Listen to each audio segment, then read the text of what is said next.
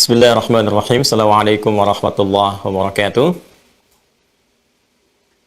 Alhamdulillahi rabbil alamin. Wassalatu wassalamu ala rasulillahil karim wa ala alihi wa sahbihi ajma'in wa ba'd. Faya ahbaballahi wa ahbaba rasulihi sallallahu alaihi wasallam. Usi nafsi wa iyyakum bitaqwallahi faqad fazal muttaqun. Fala tamutunna illa wa antum muslimun. Faqala ta'ala Ya ayyuhalladzina amanu taqullaha haqqa tuqatih wa la tamutunna illa wa antum muslimun. Saudara-saudariku, keluarga besar Mira, khususnya Ma'had Islam Rafiatul Akhyar yang terhubung pada kesempatan subuh kali ini, kita mengawali jumpa kita di pertemuan yang kedua dalam kuliah Mira, masih dalam pembahasan materi akidah, bab tentang esensi beragama, pengertian akidah dan iman. Sebelumnya kita bermohon pada Allah Subhanahu wa taala semoga pertemuan kita saat ini diridhai oleh Allah Subhanahu wa taala, diberikan bimbingan, pemahaman yang baik sehingga bisa memahami apa-apa yang Allah berikan petunjuk kepada kita melalui Rasulullah SAW dengan pemahaman yang benar dan memberikan kemudahan kepada kita untuk mengamalkan apa yang telah kita pahami sehingga menjadi bekal-bekal terbaik untuk kembali kepada Allah Subhanahu wa taala. Baik, di kesempatan kali ini kita juga tersambung lewat koneksi YouTube untuk memfasilitasi saudara-saudari kita yang sudah terdaftar melalui Mira tapi barangkali belum mengetahui sambungan link Zoom untuk kesempatan edisi kali ini. Karena itu nanti saya ingatkan kembali kepada yang telah terdaftar dan terhubung lewat Mira, nanti disimak informasi yang disampaikan oleh admin ya, untuk link-link pelajaran terkait khususnya sehingga memudahkan konektivitas pembelajaran kita. Yang selanjutnya nanti akan dihubungkan juga lewat web untuk melakukan evaluasi-evaluasi. Yang kemarin belum saya buatkan evaluasi pemahaman untuk pertanyaan karena akan diselesaikan dulu topiknya sampai selesai topik yang pertama. Kita masih di muqaddimah ya. Kita masih di muqaddimah. Saya kira ini sudah didapatkan ya. Mudah-mudahan sudah di-download juga sama Anda semua. Ini masih tentang kurikulum pembelajaran, jadi ada yang standar nanti setiap bertemu, saya berikan beberapa arahan, setelah itu di bawahnya nanti ada pokok-pokok bahasan, ya, nanti kalau sudah selesai dibahas, ada evaluasi untuk memantapkan pemahaman, baru setelah itu mungkin nanti ada tugas juga, yang saya mintakan para mahasantri untuk bisa merangkum atau memberikan intisari pembahasan-pembahasan. Setelah itu nanti kita akan coba eksplorasi kembali sehingga setiap tahapan-tahapan pembelajaran itu bisa dipahami dengan baik. Dimaksudkan di sini dengan harapan apa yang kita pelajari bisa diajarkan kembali. Jadi ada sesuatu yang berkelanjutan dari sesi pembelajaran kita ini. Itulah yang dimaksudkan oleh Al-Quran. Di Quran surah ke-9 At-Taubah di ayat yang ke-122. Allah berfirman, وَمَا كَانَ الْمُؤْمِنُونَ لِيَنْفِرُوا كَافَّةً فلولا نفر من كل فرقة منهم طائفة ليتفقهوا في الدين ولينذروا قومهم إذا رجعوا إليهم لعلهم يحذرون. Dan tidaklah semua orang beriman itu semua harus berjuang berangkat ke medan perang jika ada tuntutan militer secara fisik untuk berjuang mempertahankan izzah, keimanan, atau dalam konteks misalnya bela negara yang berpengaruh pada keadaan iman kita. Hendaknya ada di antara orang beriman itu ya segelintir atau sekelompok yang memfokuskan diri mereka untuk belajar memahami ketentuan-ketentuan dalam agama, syariat agama. Ya, belajarnya di situ menggunakan kata fiqih sampai paham. Jadi sifat orang beriman itu kalau belajar bukan sekedar tahu. Ya, makanya saya sarankan kalau nanti sudah ada offline pembelajaran seperti sering kali kami ungkapkan bahwa sifat orang beriman itu bukan sekedar datang, duduk, mendengar, pulang gitu, tidak begitu. Ya keadaannya, tapi sifat orang beriman itu berusaha untuk belajar sampai memahami betul esensi dari apa yang dipelajari. Dan tolong ditanamkan juga ya ke anak-anak kita, ke cucu kita yang sedang belajar itu, kalau diantarkan ke sekolah, dudukan di tempat terbaik dia bisa belajar sampai paham. Saya dulu waktu kecil itu kalau belajar, pulang itu ibu saya mengecek kembali gitu ya. Mengecek kembali apa yang dipelajari, kemudian dilihat sampai kita benar-benar memahami apa yang dipelajari. Ya, seperti itu Al-Quran mengisyaratkan kepada kita mempelajari sesuatu sampai paham. Ini juga yang coba saya ingin terapkan. Jadi spirit Al-Quran kita bawa ke dunia pembelajaran kita. Jangan meninggalkan jejak pembelajaran kecuali kita telah memahami dengan baik. Ya, sayang-sayang kan investasi waktunya, tenaganya, itu kan pengorbanannya kita untuk belajar. Kalau kita tidak memahami apa yang dipelajari, sangat disayangkan. Dan dampaknya nanti kepada pengamalan. Ya, dampaknya kepada pengamalan. Ini di Quran surah ke-9 ya, At-Taubah ayat 122. Nah, setelah paham itu, selain kita mengamalkan secara pribadi, individual kita, lalu waliyunziru qaumahum ya idza raja'u ilaihim la'allahum yahdharun. Dan ada terusan kontinuitas dari pembelajaran itu, dari pengamalan yang dimaksudkan tadi, dengan mengajarkan kembali kepada kolega kita yang boleh jadi mungkin tidak sama-sama belajar. Dalam konteks pembelajaran kita saat ini mungkin nggak semua terhubung dengan kita. Kalau Anda di keluarga misalnya ada, maaf, di rumah ada istri atau suami, ada orang tua, ada anak-anak, ada cucu, gitu kan? Nah, maka kata Al-Quran, semuanya punya kesempatan, hak yang sama untuk mendapatkan pengetahuan. Boleh jadi Anda yang dipilih oleh Allah Subhanahu wa Ta'ala mendapati itu, kemudian menjadi perangkat terbaik, agen-agen mulia, gitu kan, untuk mengajarkan kembali kepada keluarga. Minimal kalau hari ini bapak, ibu, atau kakeknya misalnya belum hafal Quran, ya, mungkin anaknya atau cucunya besok yang akan jadi penghafal atau paham dengan semua itu. Nah, pun demikian dengan pembelajaran kita. Jadi saya mengevaluasi sampai paham betul, sampai mengerti, supaya nanti bisa diwariskan kembali, ngajar kembali kepada anaknya, kepada cucunya, gitu ya. Dan insya Allah semua menjadi jariah. Kalau di hadis Muslim disebutkan itu kan dari 3. Ketika kita wafat, pahalanya mengalir, kan ada tetap 3 itu kan, yang abadi mengalir pahalanya. Di antaranya ilmin yuntafa'u bihi idza matal insan aw al 'abdu yanqata'a sa'iru 'amali illa min thalathatin shadaqatin jariyah ilmin yuntafa'u bihi wa waladin salihin yad'u lahu. Jika seorang wafat, maka potensi amal dan pahala itu akan terhenti kecuali 3 hal yang pernah kita lakukan saat kita hidup dan setelah wafat pahalanya terus mengalir. Sedekah jariyah, ilmu yang bermanfaat, dan 3 anak soleh yang mendoakan. Ilmu yang bermanfaat, ya bagaimana bisa manfaat ilmu itu? Kalau enggak kita teruskan, kita amalkan, dan kemudian dilestarikan oleh generasi-generasi kita.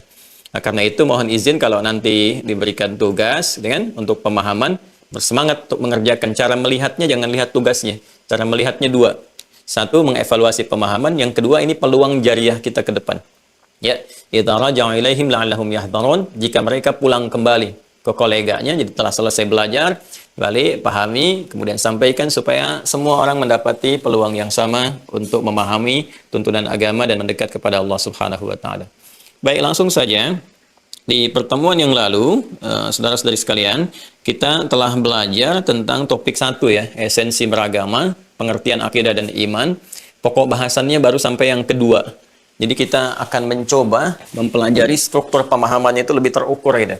Yang saya maksudkan, kita tidak langsung masuk ke pembahasan apa itu akidah, apa itu iman, babnya apa saja gitu kan. Kemudian implementasi dalam kehidupannya bagaimana, ujian-ujiannya seperti apa sampai kita kenal betul ya. Tapi kita akan bawa dari akar yang paling dalamnya. Ya, kenapa kita butuh akidah, kenapa butuh iman, bagaimana kemudian menguatkan itu semua, turunan-turunannya seperti apa. Sehingga di pertemuan yang lalu kita telah bahas dulu anatomi gitu kan, manusia dalam Al-Qur'an dan Sunnah. Itu dibagi 3 bagian secara umum, masih ingat ya? Ada fisiknya, ada rohnya, kemudian ada akalnya. Lalu setiap 3 bagian ini memerlukan nutrisi-nutrisi kehidupan supaya bagian-bagian ini tetap hidup, tetap sehat, tetap baik menjalani kehidupan.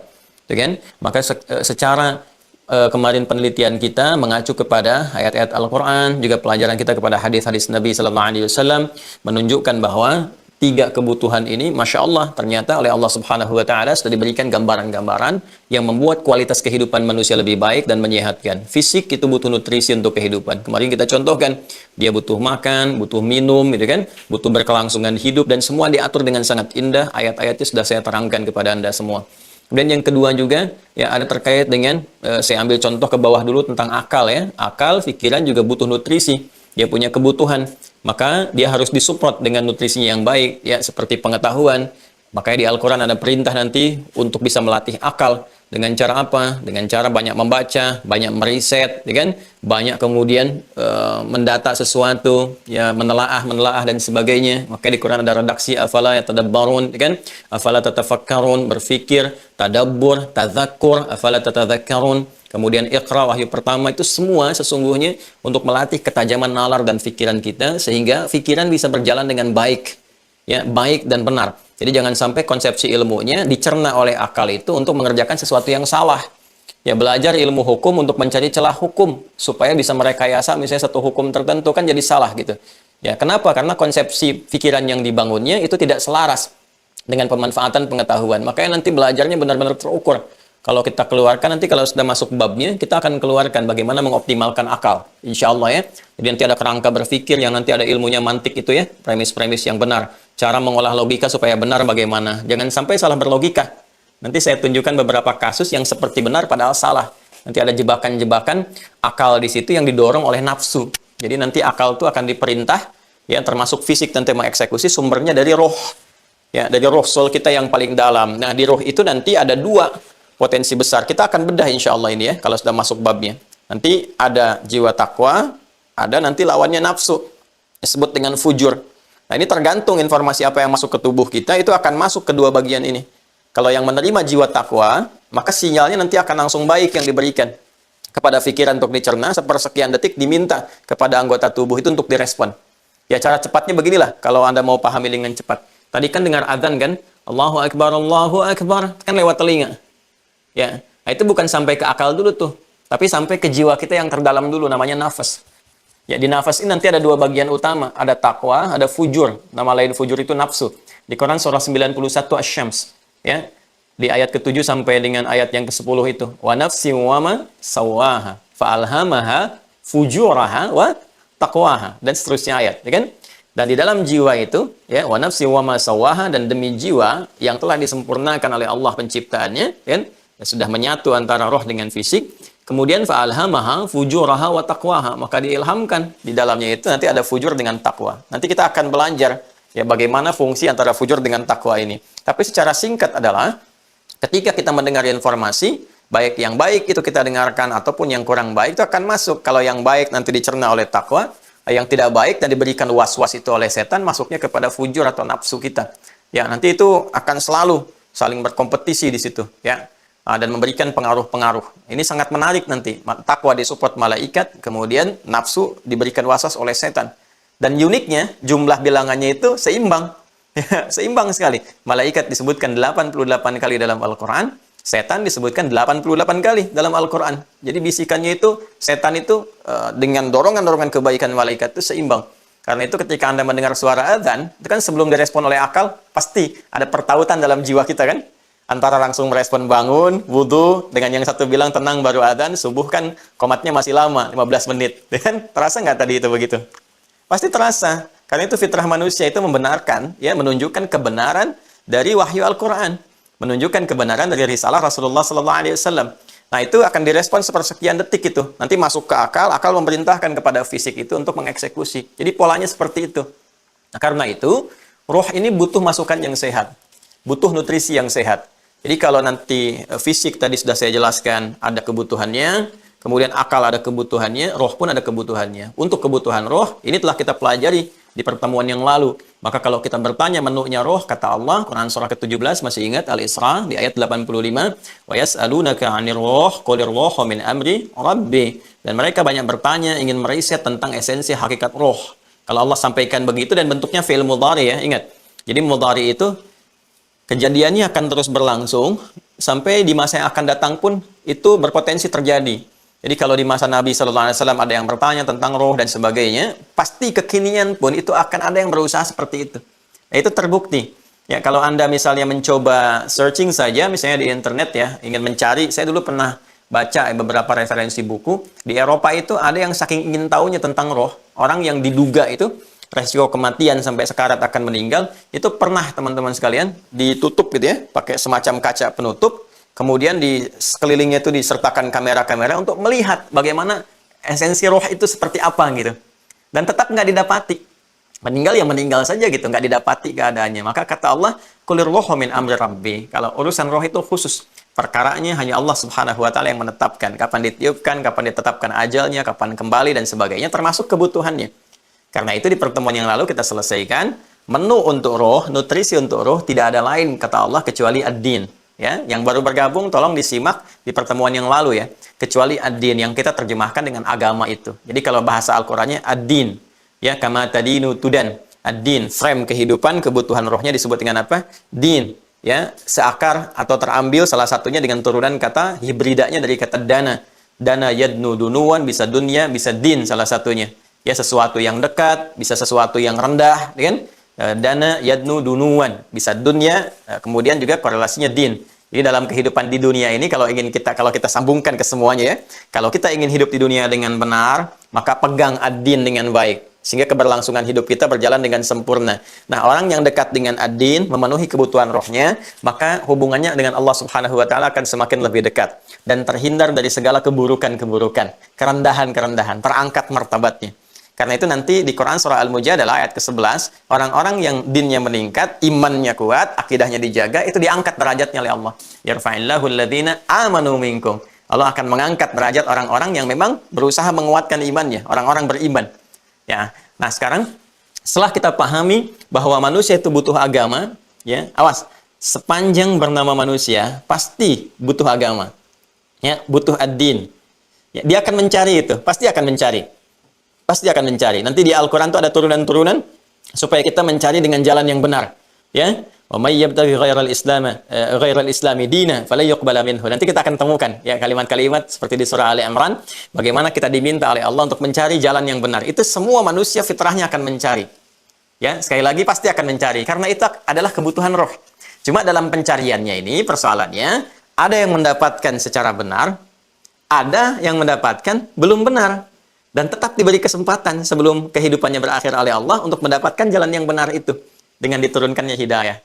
Nah, sekarang kita ingin mendapati ruang itu untuk dibahas. Bagaimana kita bisa menetapkan melalui petunjuk-petunjuk Allah tadi untuk mendapati jalan yang benar itu.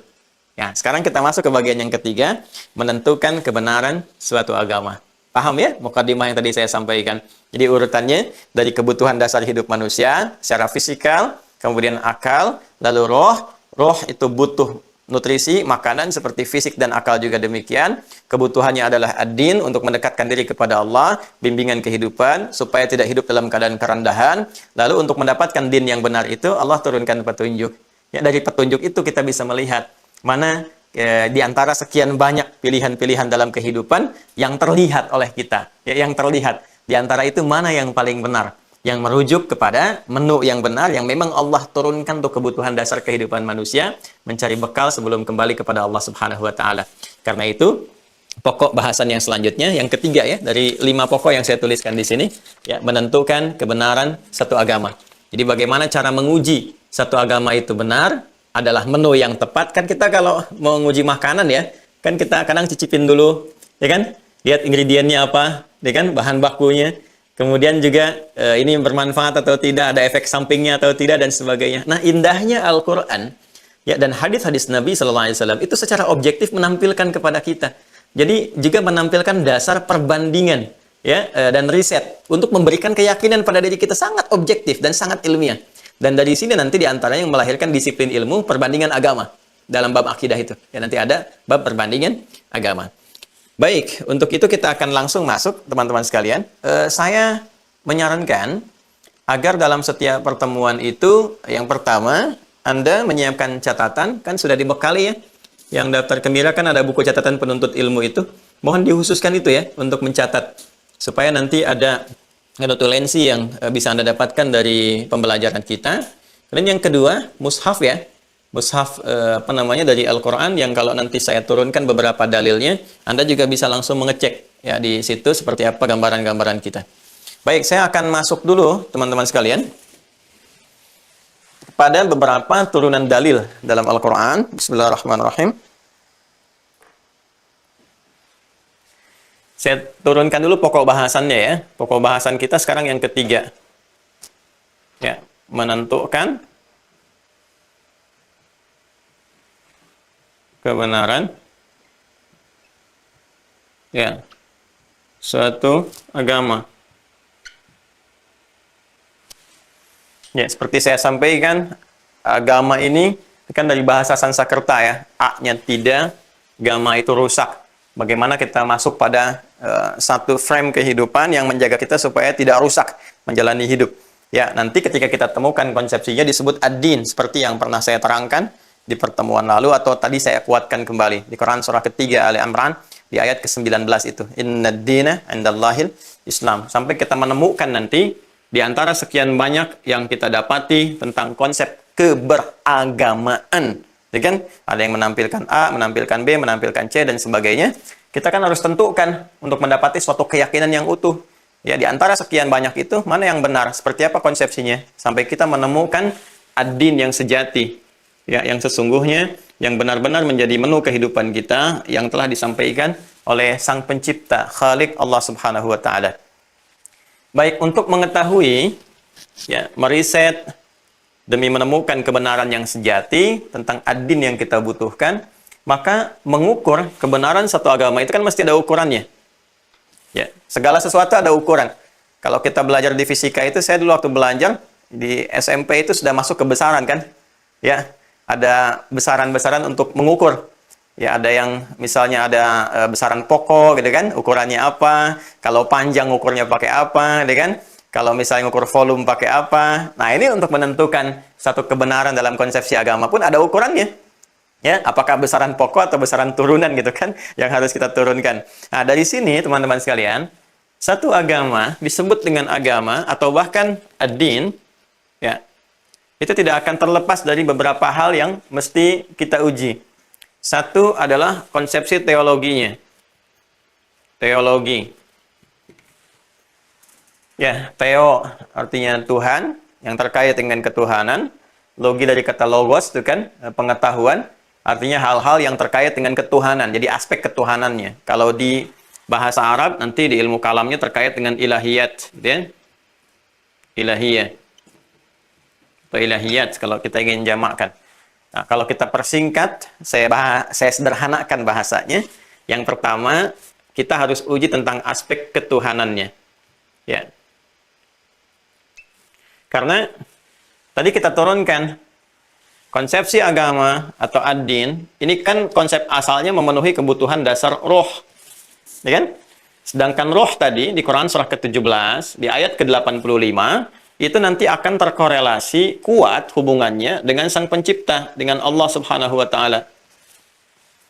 Ya, semua nanti ditampilkannya oleh Allah. Ini menunya, ini kebutuhannya, termasuk kehidupan dan kematiannya Allah yang tetapkan. Ya kan? Dan berpengaruh pada kehidupan. Nah, sedangkan kita telah meyakini bahwa karena ini adalah terkait dengan aspek-aspek spiritual yang sifatnya metafisik, ya kan? Spiritual, sifatnya penghambaan, artinya mesti ada hamba, ya kan? Ya, yang menjadi hamba, ya, kemudian mesti ada Tuhan yang menjadi Tuhan, dalam hal ini Tuhan, ya kan? Jadi setiap agama pasti harus punya konsep ketuhanan. Ya, nggak mungkin ada agama nggak ada Tuhannya. Kalau beragama kan pasti harus ada yang dipertuhankan, gitu kan? Ya, karena itu hal pertama yang harus benar-benar diuji adalah kebenaran konsep ketuhanannya. Untuk menetapkan bahwa agama itu benar, pertama, dia mesti ada Tuhan, kan? Untuk kita menjalani kehidupan beragama kita. Yang kedua, mesti diuji, apakah Tuhan ini Tuhan yang benar, kan? Apakah ini real Tuhan? Sehingga dengan itu kita bisa menetapkan bahwa unsur pertama dalam beragama itu adalah benar-benar agama yang sejati, yang menjadi menu kehidupan kita dan menjadi bekal kita kembali untuk kepada Tuhan yang sesungguhnya, yaitu Allah Subhanahu wa Ta'ala. Jadi, secara singkat, kita akan uji dulu dari aspek ketuhanannya untuk menentukan agama yang benar. Yang kedua, nah, setelah kita mengetahui tentang aspek yang pertama, tentang ketuhanan, nanti akan beranjak kepada aspek yang kedua, tentang konsepsinya.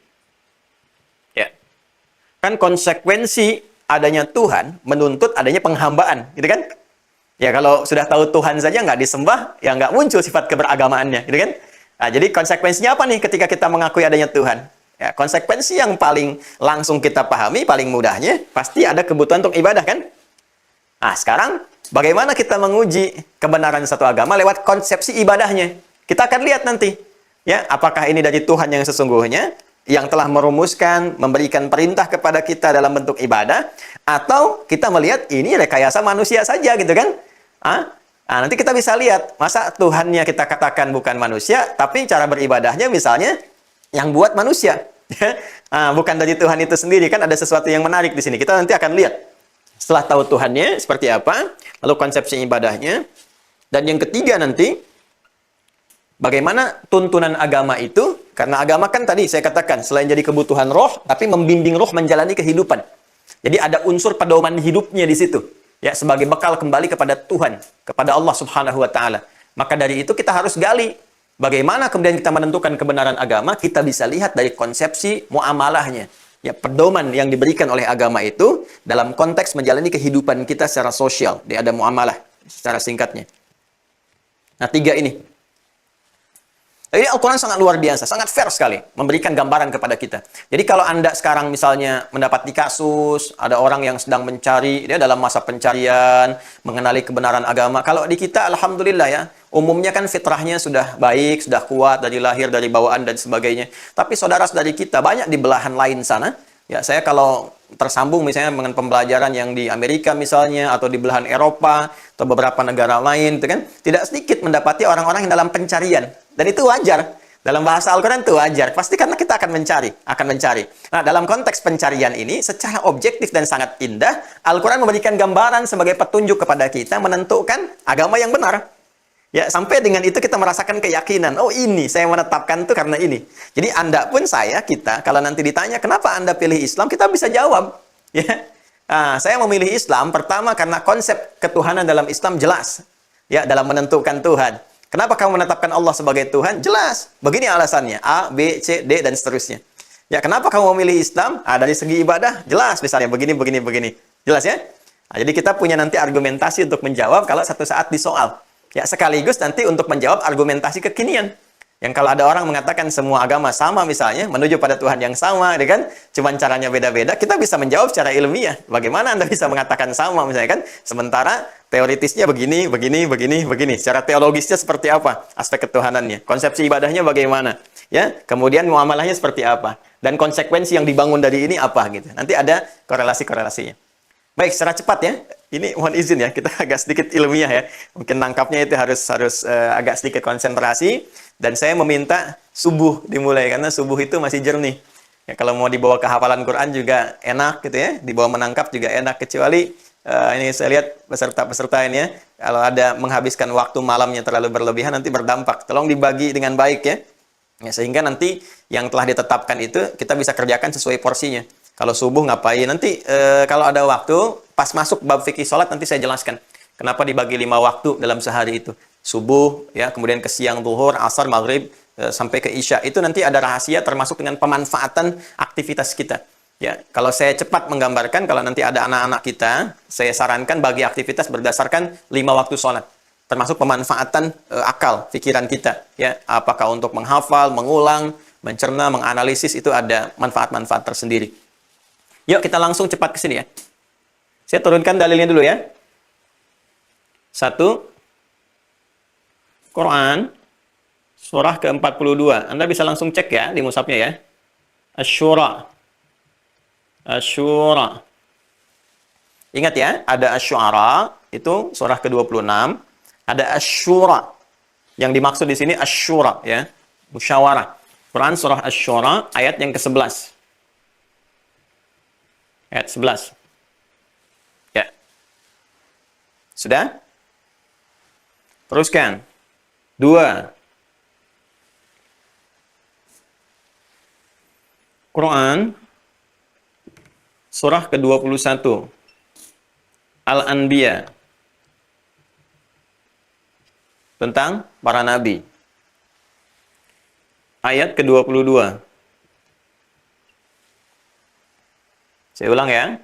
Quran surah ke-21 Al-Anbiya, saya berikan kurung ya supaya nanti ada keterangan ya. Ayat 22.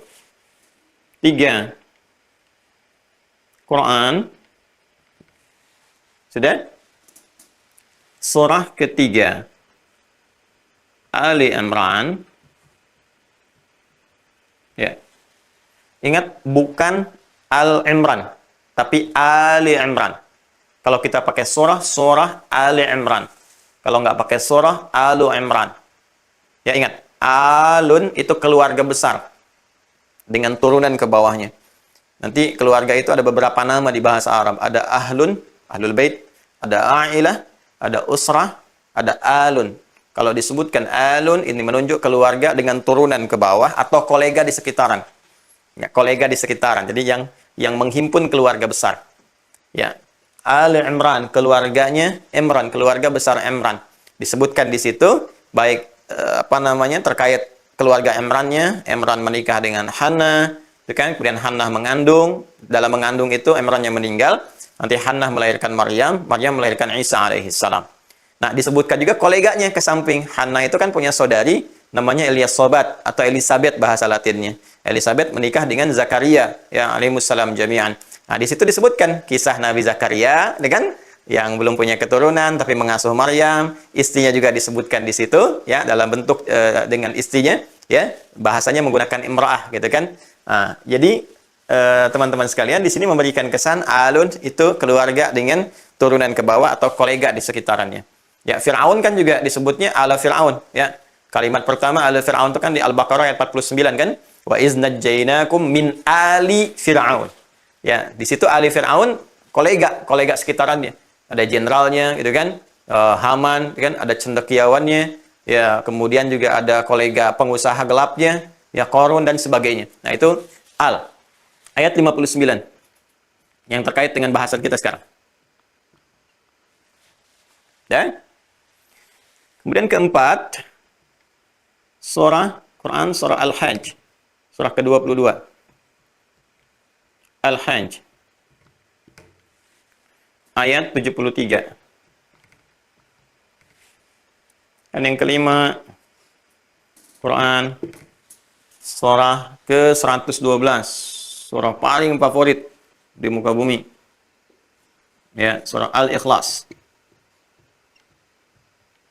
Nah, ini satu surat, jadi saya nggak perlu tunjukkan ayatnya, satu surah sekaligus. Ya, ini bagian penutupnya. Nah, ini yang paling penting. Ya, ya, ini paling penting. Jadi kalau dalam agama itu kan ada 3 aspek yang kita kaji nih, ya. 1, 2, 3, ya kan? Aspek ketuhanan, aspek ibadah, aspek muamalah. Maka kalau kita benar-benar memahami yang ini nih teman-teman sekalian, ini kan intinya di sini nanti, nomor 5 ini. Setelah kita pahami ini, ada di nomor 5. Maka aspek ketuhanan terkuasai dengan baik. Jadi kalau dari 3/3, 3/3, 1 sudah kita kuasai dengan baik. Nah, maka 1/3 kan? Sudah kita dapat ya? 1/3 kan? Nah, maka ini, Al-Ikhlas ini, kalau kita kuasai dengan baik, itu sudah jadi bagian 1/3 agama kita, penguatan kita. Makanya nanti bahasa isyaratnya kan di hadis itu 1/3 Al-Quran. Karena di Al-Quran kan mengandung aspek ketuhanan, ibadah, kemudian muamalah. Dan hiasannya disebut dengan akhlak, gitu kan? Jadi kalau kita pahami ini 1/3 Al-Quran. Makanya kalau ada orang ingin memberikan canda yang bermanfaat, kamu kalau mau hatam Quran baca aja Al-Ikhlas 3 kali. Itu kan pernah dengar itu nggak? Baca Al-Ikhlas 3 kali. Itu bukan canda biasa, itu isyarat. Jadi membaca Al-Ikhlas itu qul huwallahu ahad itu termasuk nanti ada di antara sahabat, Masya Allah itu yang senang surah Al-Ikhlas. Saking menghayati, mendalaminya. Jadi kalau baca tuh Al-Ikhlas, Al-Ikhlas, Al-Ikhlas saja. Apa belum ikhlas Ustaz? Udah pada ikhlas. Cuma tertanam kuat di jiwa gitu dan penghayatannya tinggi. Nanti kita akan lihat ya ini semua. Nah, sekarang kita bedah dulu teman-teman sekalian, kita bedah dulu. Ini mohon izin saya hapus dulu yang ini ya. Nah, kita akan dapati ini 1/3 dari kandungan Al-Qur'an yang membahas tentang aspek terpenting dalam konteks keberagamaan. Saya sambungkan dulu. Fokus baik-baik. Yuk kita mulai kepada inti bahasan kita. Setiap manusia pasti butuh agama untuk memenuhi kebutuhan rohnya. Agama ini nanti akan mengantarkan kita kepada ad-din, din yang sejati, yang paling sesungguhnya. Karena itu, untuk menentukan itu semua, kita mesti uji, mesti lihat, ya kan? Mana yang paling benar. Karena saat menjalani kehidupan dunia kita akan temukan. Ada yang mengatakan ini agama A, ini agama B, ini agama C, ya kan? Maka Al-Qur'an memberikan suatu cara pengujian yang sangat objektif, sangat ilmiah, sangat standar untuk menentukan kebenaran konsep suatu agama. Yang dengan itu melahirkan keyakinan kuat dalam diri kita tanpa ragu sedikit pun. Nah, maka yang pertama adalah harus dilihat dari aspek ketuhanannya atau teologinya untuk menentukan apakah agama itu benar atau tidak. Karena setiap kita beragama akan disusul oleh konsepsi ketuhanan yang menjadikan penghambaan kita kepada Tuhan yang benar itu berlangsung dengan sempurna. Karena nggak mungkin orang beragama kalau nggak ada Tuhannya.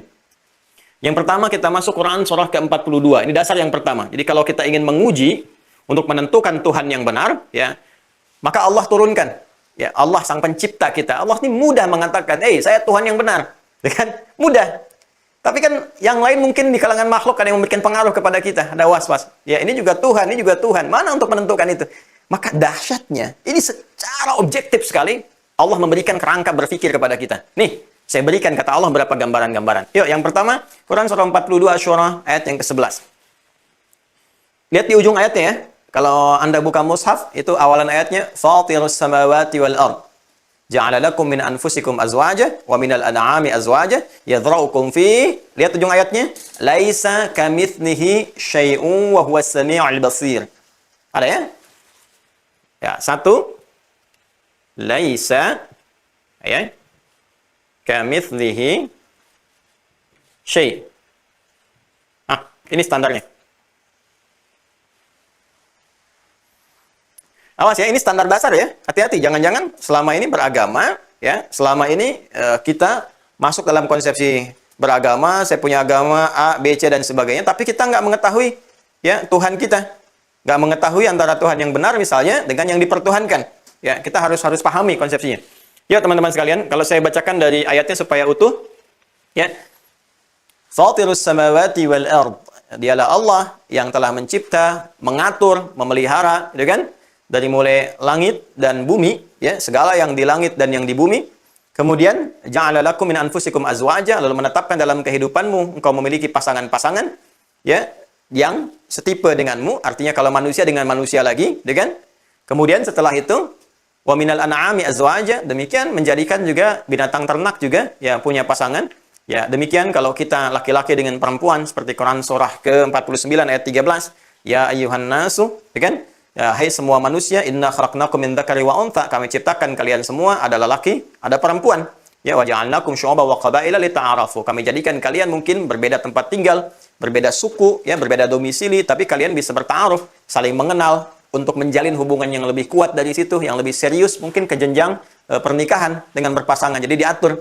Binatang juga ada jantan, ada betina, demikian juga tumbuhan, ada putik, ada benang sari, ya kan?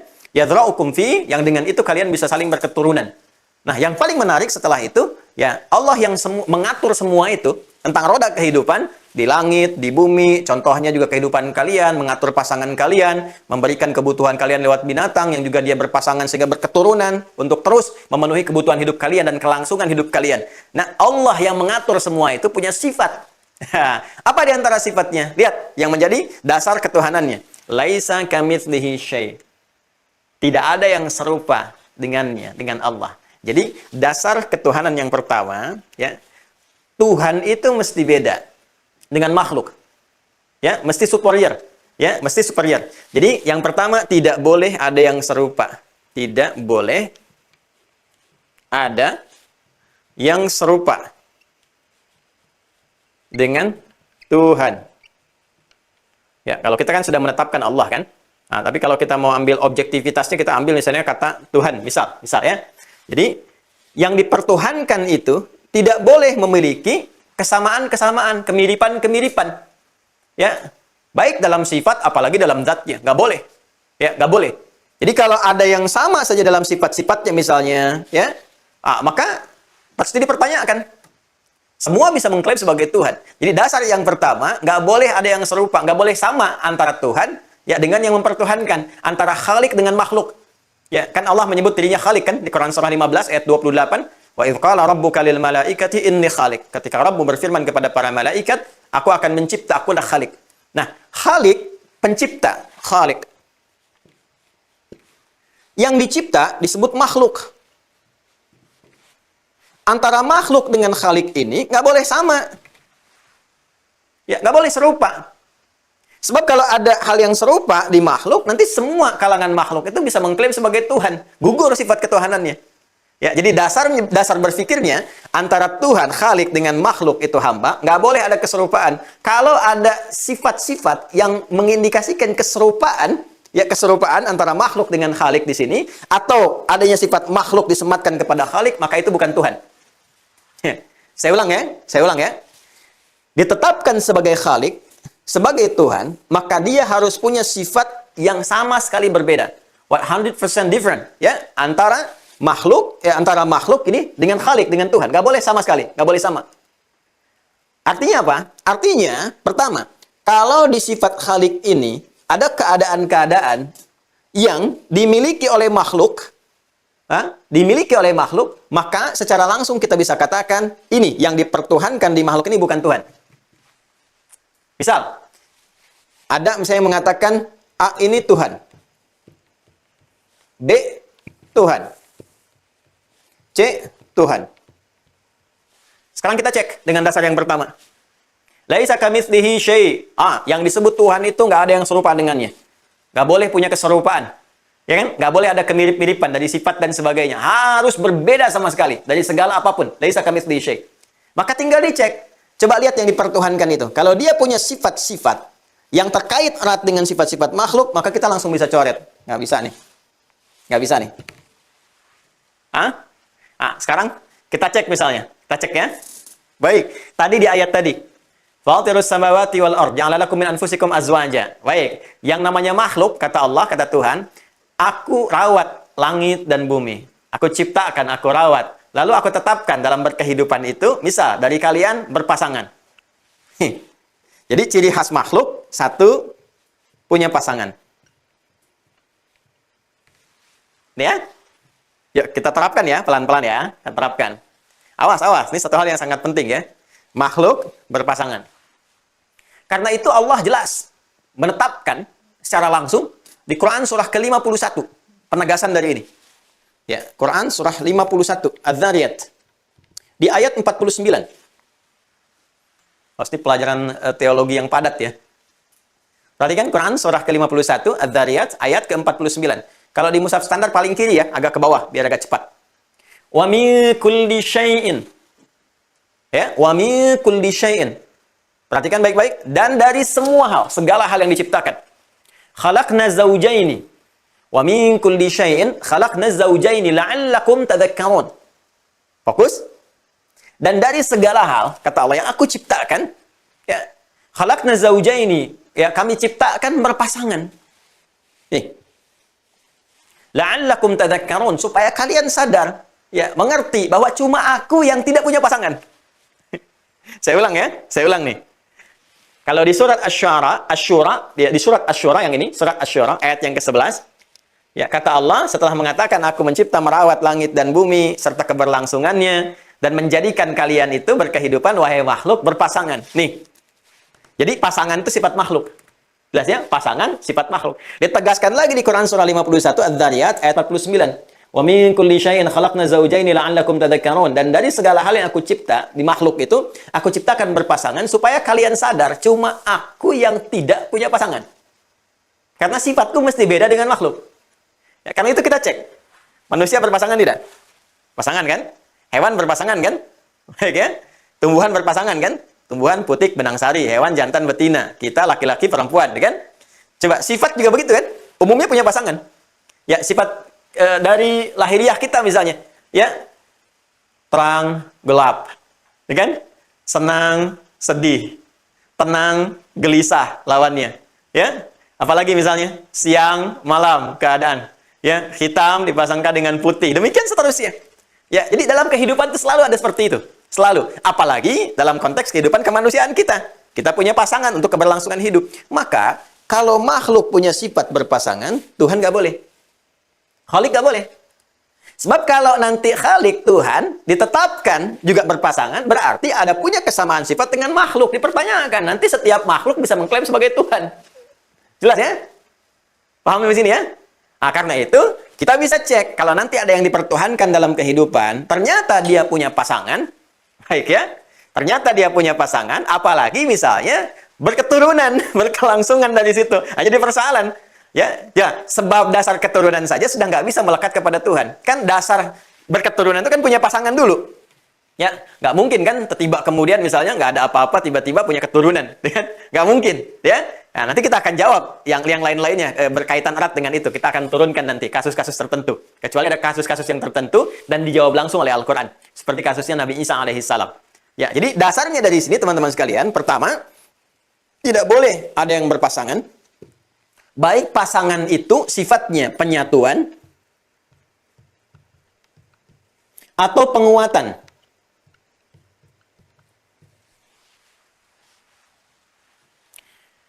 Penyatuan itu menyatu melahirkan keturunan.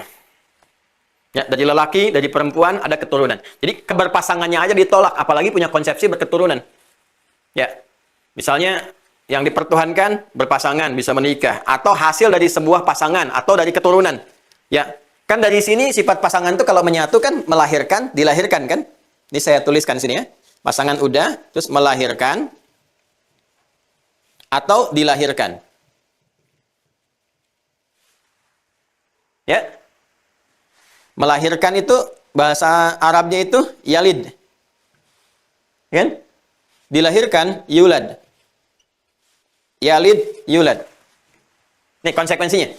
Keberpasangan yang melahirkan penyatuan, ya kan?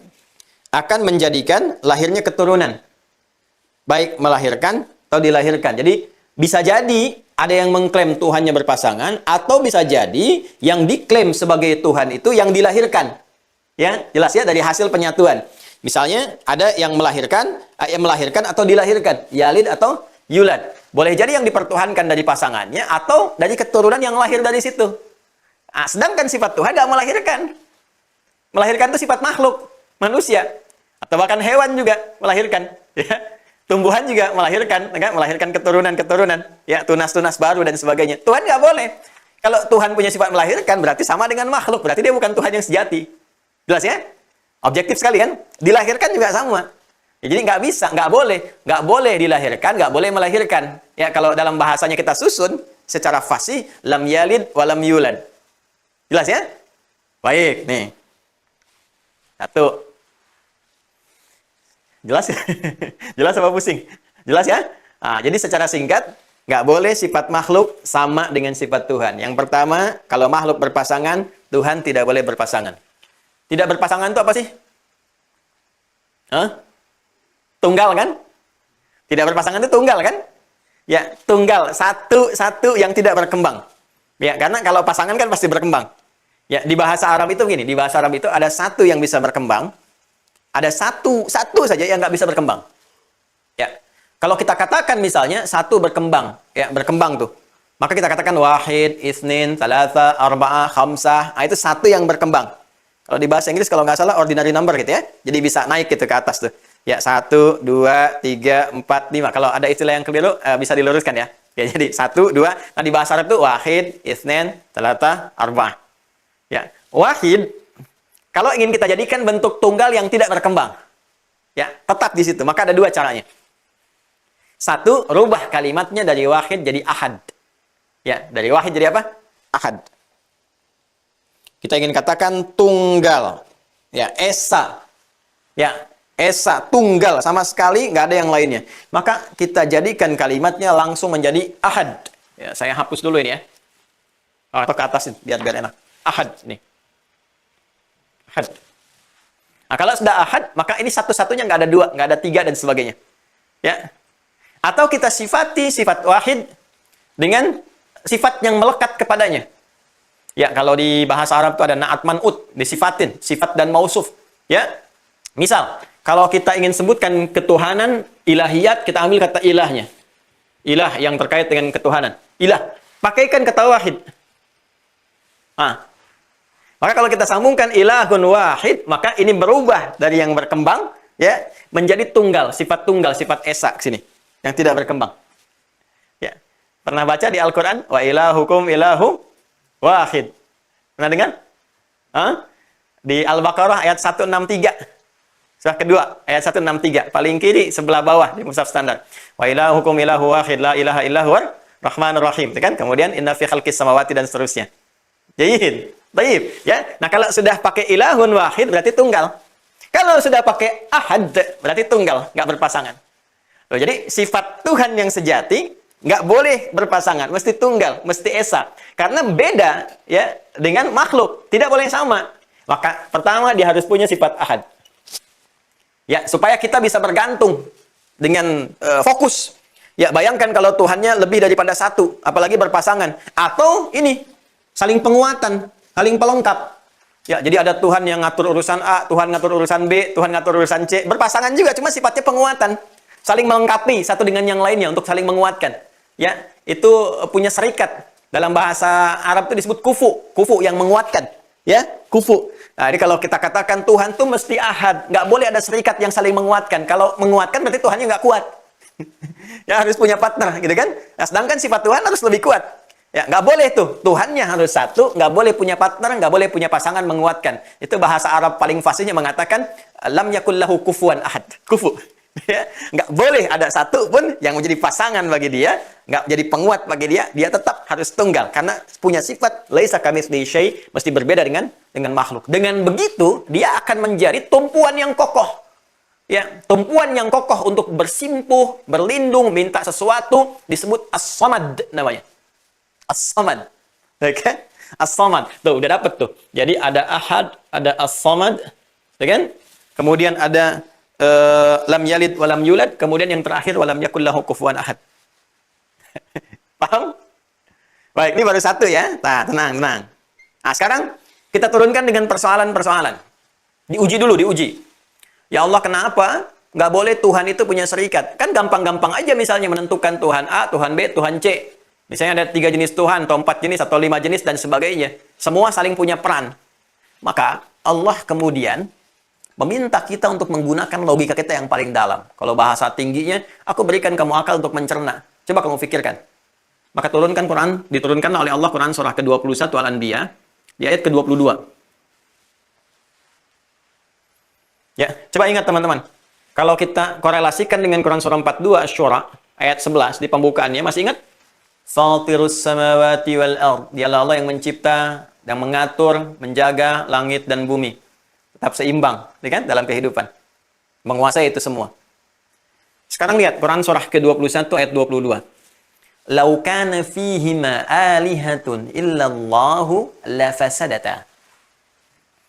Coba lihat ya, Quran surah Al-Anbiya ayat 22. Coba Anda berpikir dengan jernih, kata Al-Quran. Ya, jangan libatkan dulu emosi dan sebagainya, berpikir dengan jernih. Kalaulah dalam pengelolaan langit dan bumi itu terdapat lebih dari satu Tuhan yang tidak tunggal tadi, banyak Tuhannya, 2-kah, 3-kah, 4-kah, 5-kah, dan sebagainya, lafasadata, tentu akan terjadi potensi-potensi ya kerusakan dalam pengaturan itu. Potensi-potensi yang menyebabkan tidak teraturnya, bahkan benturan-benturan, bahkan kerusakan yang terjadi. Ya. Kenapa? Sesuatu yang lebih dari satu, ini menunjukkan pikiran-pikiran yang tidak sama, kan? Ya, konsepsi yang tidak serupa. Boleh jadi ada perbedaan pendapat. Saya dengan Anda di sini, di Zoom ini ada berapa banyak. Yang di YouTube juga terhubung, yang tidak masuk Zoom misalnya, yang belum tahu, ada di YouTube. Saya dengan kawan-kawan saja beberapa ini, mungkin seleranya berbeda. Dari warna saja, si A senang biru, si B senang putih, si C senang merah, dan sebagainya. Ya kita lihat, dari makanan saja coba. Yang ini suka A, ini suka B, ini suka C, dan sebagainya. Dari segi menata aktivitasnya udah beda. Coba di keluarga, saat bangun. Kan masing-masing punya arah yang berbeda. Ini pengen wudhu dulu, ini pengen duduk dulu, ini pengen minum dulu, dan sebagainya. Ya, bisa nggak Anda bayangkan? Kalau kemudian Tuhan lebih daripada 1, 2, 3, 4, 5, dan sebagainya. Dan saat yang bersamaan, semuanya mengatur alam semesta, dan punya pandangan yang berbeda, bisa dibayangkan nggak bagaimana hal yang terjadi kepada alam? Ya, kata Tuhan yang satu, ini penduduk Bekasi ini, waduh, ada yang nggak mau ibadah kepada kita nih. Aku hukum saja. Ya, itu Tuhan hukuman. Kata Tuhan kasih sayang, jangan dulu tuh, jangan dulu. Karena di antara keluarganya ada yang minta rahmat juga tuh, minta ampunan. Ya, atau yang kata Tuhan yang satu lagi, nggak bisa. Kita kasih pelajaran aja dulu, kasih halilintar misalnya kan, supaya mereka mengerti. Anda bayangkan sesama Tuhan beda pendapat. Kalau Tuhannya ribut, kemudian terjadi keributan antar Tuhan, apa yang terjadi pada alam semesta? Tuhan yang satu minta kirim badai, Tuhan yang satu jangan kirim dulu ya. Terjadi sesuatu, pergolakan. Kalau terjadi pergolakan antar Tuhan, apa yang terjadi kepada alam semesta? Kata Allah, lafasadata. Ini bisa rusak alam semestanya. Jadi cara berpikir kita mesti logik juga. Jadi Al-Quran menampilkan pikiran jalan berpikir yang benar, ya kan? Untuk membangun sebuah persepsi bagi kita. Jadi kalau ada konsepsi mengatakan Tuhan lebih daripada satu, itu pasti dipertanyakan, mesti diuji. Mesti diuji tingkat kebenarannya. Ya, tapi dahsyatnya Al-Quran luar biasa ya. Tetap pada akhirnya lakum dinukum waliyadin, la ikraha fid din. Aku hanya tampilkan kata Allah supaya kalian mengerti. Aku berikan petunjuk. Ya, silahkan kalian bebas memilih dengan konsekuensi masing-masing ketika kembali kepada Allah. Indahnya Islam tuh begitu. Nggak pernah paksain, tapi didialogkan. Karena beragama itu hak tertinggi yang dimiliki oleh seorang manusia. Ya, dan di teori HAM itu kan, agama itu kan menempati urutan pertama. Karena hak jiwa. Hak jiwa. Gitu kan? Hak jiwa kita untuk mendapatkan kebutuhan. Karena itu Al-Quran sangat menghargai. Silahkan. Ya, tapi masing-masing membawa konsekuensi ketika kembali kepada Tuhan yang sejatinya. Ya, dijelaskan. Dan sayangnya Allah diberikan penjelasan, petunjuk. Nih, kamu tentukan, kamu riset, kamu uji. Nggak usah saling berantem.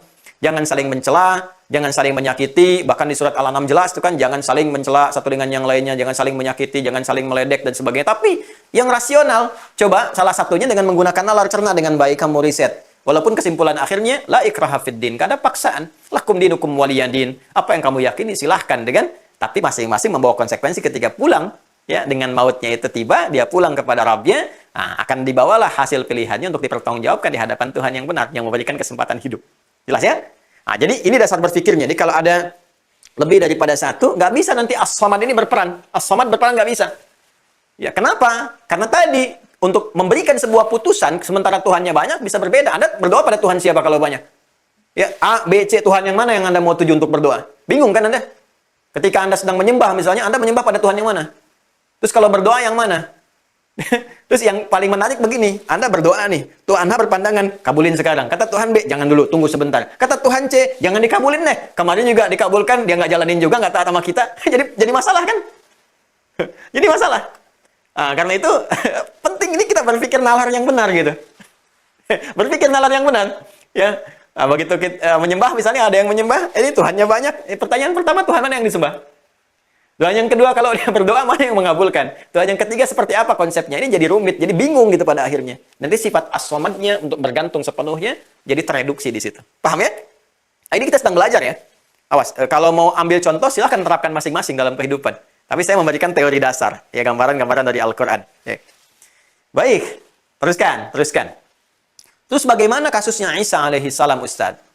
Ya, tadi kan Ustadz katakan, ini nih, melahirkan. Berpasangan itu konsekuensinya melahirkan, dilahirkan karena adanya pasangan yang menyatu. Nabi Isa kan lahir bukan dari pasangan yang menyatu. Kan? Sayyidah Maryam itu kan, ya, Maryam alaihissalam atau di Yunani Miriam disebutnya atau Maria, itu terlahir dari rahim Hannah. Ingat ya, Hannah, kemudian sebelumnya menikah dengan Imran, ya, tetap namanya manusia itu pasti ada unsur. Ya, Imran, les Hannah, melahirkan Maryam. Ya. Di sini masih terpenuhi. Ada unsur pasangan. Imran dengan Hannah, lahir Maryam. Ya. Kemudian dari Maryam, lahirnya Isa alaihissalam. Sedangkan Maryam nggak pernah disentuh satu lelaki pun. Walam yamsasni bashar. Ya, dan tidak pernah menyentuhku satu lelaki manapun. Nah, jadi bahasa Quran itu indah sekali. Ya. Jadi Isa itu bukan lahir tanpa bapak. Karena yang lahir tanpa bapak itu banyak. Lahir tanpa bapak bisa ditemukan gitu, tapi bahasa Maryamnya yang diabadikan oleh Al-Quran tidak disentuh lelaki manapun, karena Maryam perempuan suci, bersih, sangat dihormati, Masya Allah, dimuliakan sekali. Bahkan di Al-Quran itu ditempatkan dalam nama, dalam urutan surah di Mushaf, ya, surah ke-19, surah Maryam dengan namanya, Masya Allah, surah Maryam dengan namanya. Ini tidak berpasangan, bisa mengandung, bisa melahirkan. Baik, bagaimana Ustadz menjawab yang seperti ini? Baik, dijawab dari dua sisi. Sisi pertama, Allah berikan jawaban dengan sangat dahsyat sekali. Lihat, Quran surah ketiga Ali Imran, ayat 59. Pertama, Allah langsung jabarkan kita sisi logikanya dulu. Sebelum disampaikan nanti sisi hikmah. Ya. Bismillah, hapus dulu nih, teman-teman sekalian. Baik, sisi logikanya begini. Jika kamu duga, bahasa kitanya ya, jika engkau duga bahwa ada seseorang yang lahir, ada seorang anak atau seorang manusia terlahir, yulad, dilahirkan ya, dari seorang ibu misalnya. Dia terlahir dari seorang ibu yang tidak disentuh lelaki manapun. Lalu kamu pertuhankan, ya, dipertuhankan misalnya, dijadikan sebagai Tuhan. Maka Allah balik bertanya, kalau logikanya seperti ini kan beda sendiri nih, ya. Kalau kelahiran kan mestinya ada pasangan. Ini lahirnya tanpa pasangan. Dan nggak pernah disentuh lelaki manapun. Maka dibalik logikanya oleh Allah. Jika yang seperti ini konsepsinya kamu pertuhankan, maka aku balik bertanya, kata Allah, kenapa engkau tidak jadikan Adam sebagai Tuhan? Sedangkan Adam proses lahirnya lebih dahsyat dibandingkan dengan Isa.